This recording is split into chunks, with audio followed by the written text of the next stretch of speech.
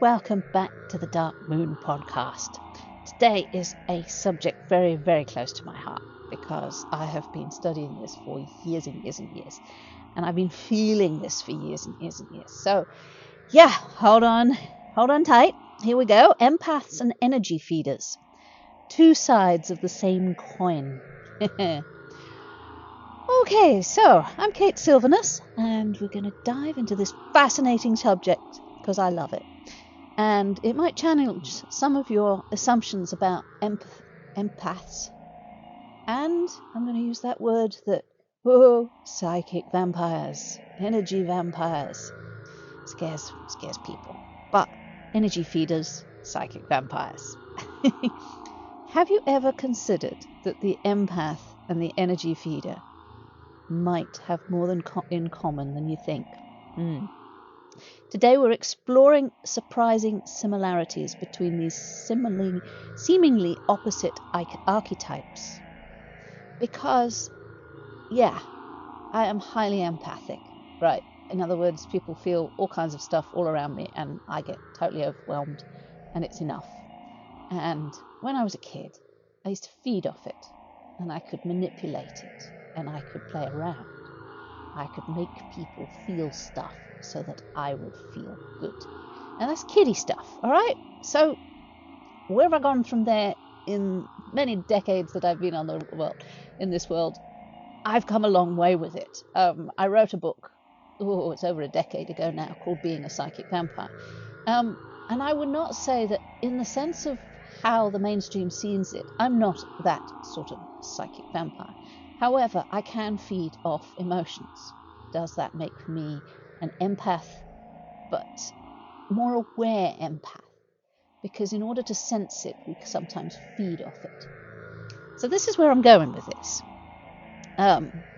Most of us think as empaths as givers, right? Sensitive souls who absorb the emotions of others, often to their own detriment, right? So they fall over. They're so sensitive, I just can't take it. Those who drain others for their own benefit, however, are feeders and takers. But what if this line between these experiences are much thinner than we imagine? What if they're actually two expressions of the same fundamental human experience? I think the labels are just wrong. Let's start with what these experiences have in common. Both empaths and energy feeders are exquisitely attuned to the emotional states of others. For the empath, it manifests as feeling others' emotions as if they were their own. That overwhelming rush of someone else's anxiety in a crowded room, or the heaviness of a friend's grief really settling into your own chest. Right. For the energy feeder, this sensitivity may be expressed differently, but the awareness of where the emotional energy is abundant and available. So, fine-tuning an energy feeder and fine-tuning an empath, they're both picking up the same thing. One, the empath can't help itself any more than an energy feeder. The energy feeder is blamed with it all, but a lot of the times they can't help it. So if you go and meet someone who is draining you dry, point it out to them and say that, hey, you're obviously hungry. And it's like a lot of people say, oh, run away. But you know what? That energy feeder is going to go elsewhere to feed. So sit them down outside, go and hug a tree, go and give them a sort of a sugary drink, go and pay attention to them in a good way so that you can feed them and show them what they are doing. Because just like an empath, they don't know. But it gets interesting. Both experiences involve the transfer of emotional energy. The empath absorbs it involuntarily, while the energy feeder draws it in, sometimes consciously, sometimes not. 9 times out of 10, it's not conscious. They don't know. And I will also put it this way. All of us are energy feeders at some time of our lives. I want to suggest something that might be controversial. What, again? Empathy is an innate trait, but most of us actually become energy feeders at various points in our life, particularly when we're depleted in pain or healing. All right, so when you're in need, when you are hungry for energy, you go to feed. Right now, a lot of people have different ways of going to feed. Some people sort of go out for a walk in the woods, mountains, go hiking, leave people alone. Other people decide that they want to go and go down the pub, have a few drinks. That energy is free and easy, and alcoholics and party, loud music, sex, drugs, and rock and roll. These are all ways of feedings. But if you're going through an emotional crisis, don't you find yourself drawn to particularly vibrant, positive people? Haven't you noticed how a conversation with a passionate, energized friend can leave you feeling revitalized when you're down? That's a form of energy feeling, the one that most of us engage in quite naturally when we need it. Okay, so here's where the traditional boundaries begin to blur. Consider the empath who becomes the go-to emotional person, support person in their social circle. They're absorbing emotions, yes, but they're also receiving something in return, often a sense of purpose, value, identity. They're the ones that you go to be comforted, to feed. There's a sense of purpose there, and there's an energy exchange that is happening that can actually fuel the empath. And as they give of themselves, they receive. That's the helper's high. You know, when you've done something really good for somebody else, and you've been of service, and they're grateful, and they go away happy. The helper's high. It's the feeling of vitality and fulfillment that comes from successfully supporting someone else. And it's not just psychological, it has an enormous energetic component. We literally feel more alive when we're channeling our empathic gifts effectively. So in a real sense, the empath can also be an energy feeder, drawing substance from the emotional connections and the role they play in other people's lives. The difference lies not in whether the energy exchanged, but how conscious the balance is being exchanged. Now, if you pity the poor me, when I was growing up, there was a way of gain energy. The poor me energy, the empath who just gets overwhelmed.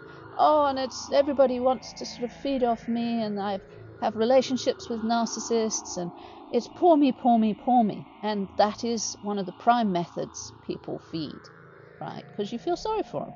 And as you do, you're giving them awareness and attention. Energy flows where attention goes.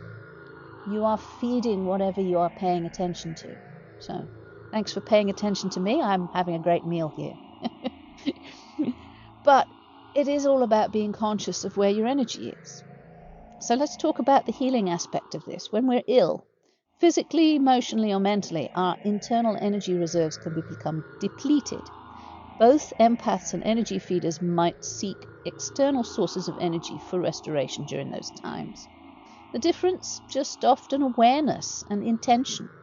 An unconscious energy feeder might leave social interactions feeling better without understanding why. I see this across the board. They don't know they fed it. They didn't know what they did.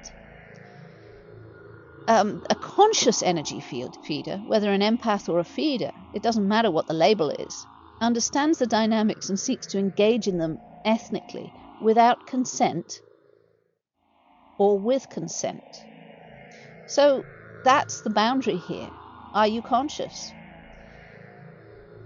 I think that most of us move along the spectrum throughout our lives. Sometimes we're primarily giving energy, sometimes we're primarily receiving it. The key is developing awareness of these natural human processes so we can engage with them consciously rather than compulsively. Let's consider this from a developmental perspective. Okay, so I've been a parent. Many empaths develop their sensitivity as children in environments where reading others' emotions was necessary for safety or belonging. Similarity, many who develop energy feedings tendency to do so during periods of trauma or extreme depletion. A lot of energy feeders hit alcohol or drugs or sex, basically, as a survival mechanism when internal resources aren't enough. Parents get drained flat. Parents often can't deal with that. So you have the primary caregiver getting absolutely drained by their children and then relying on the secondary caregiver to feed the primary caregiver. And that kind of link has been lost, but that's another story. Understanding the whole cycle of it can help us approach both tendencies with compassion rather than judgment. Now, I'm not suggesting that all forms of energy feedings are healthy or ethical. When done unconsciously and without regard for the other's well-being, it can be genuinely depleting on those on the receiving end. But I'm suggesting that the capacity to both give and receive energy is natural to the human experience. And, most of all, underlined, most of us do this at certain times of our life. The question becomes, how do we do this consciously, ethically, and in ways that support rather than deplete those around us? How do you feed? It's not whether or not you do or you do not feed. How do you feed? Okay, so first awareness is knowing of the whole thing. So you just got to know where your energetic status is. Notice when you're depleted and when you're energized. What interactions leave you feeling fuller and what leave you feeling drained? I was feeling drained. I went round a friend's house. She has a lovely home. It was clean. It was fresh. I sat and chatted. I felt better afterwards. I'm hoping she did too. The mutual exchange of the energies. We circulate them, we air them, we bring them together, and both of us go away from the exchange feeling good. Right, that is how friends should work. Second, explicit consent. This is the boundary issues. Comes into whether you let a witch stroke vampire across the threshold, right? Consent. In your energy exchanges. If you need support, ask for it directly rather than unconsciously pulling from others. If you're in a supporting role, set clear boundaries about what you can give. Right? This is knowing, right, I've given you attention and enough and I can't give any more. So I would like to back off now, and we circulate the energy, we change it. It's like a refresh button. So learn techniques for generating and cultivating your own energy. I've written on this subject many years. I live on the water. I live on a narrowboat, and it is my prime source of energy right now. Also, I have a partner. We enjoy sort of good times. So basically, I can feed. I have enough resources to feed. I can be creative.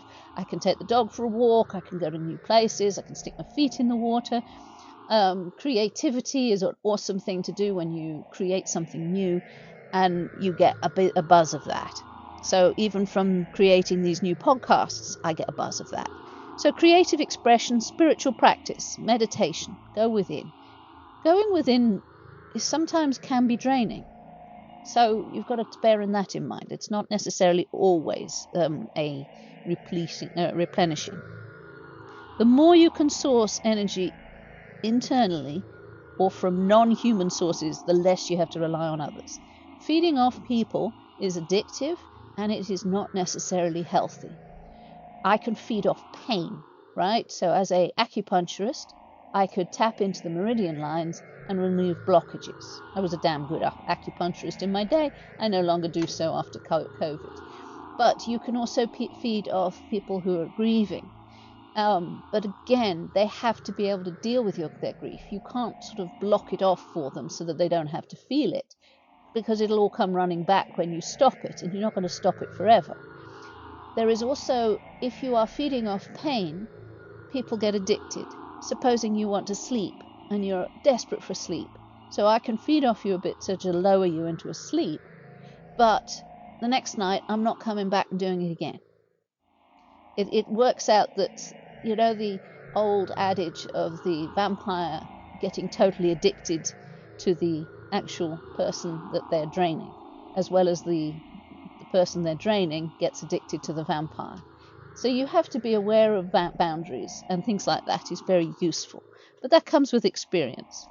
The evolved empath and the conscious energy worker ultimately arrive at the same place, a balanced approach to energetics exchange that honours both their needs and the needs of others. They understand it, we're all connected in a web of energy, constantly giving and receiving. The torus, the energy of the torus around us, where it's constantly ebbing out and flowing in, ebbing out and flowing in.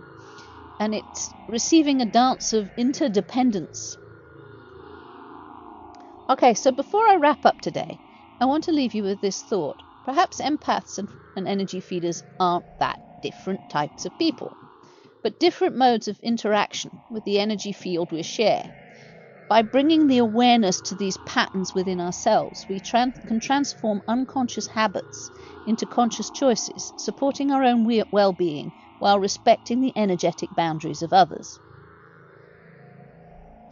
Okay, that's all for today's episode. I hope you found this perspective valuable, and please share this and leave me a comment if you are listening, because sometimes I'm talking all to myself. Please check out my website, weavesofwaves.life. I've got a whole bunch of talks and workshops that I'm giving on there soon, and it's all building up to be very exciting. Take care of yourselves. Bye now.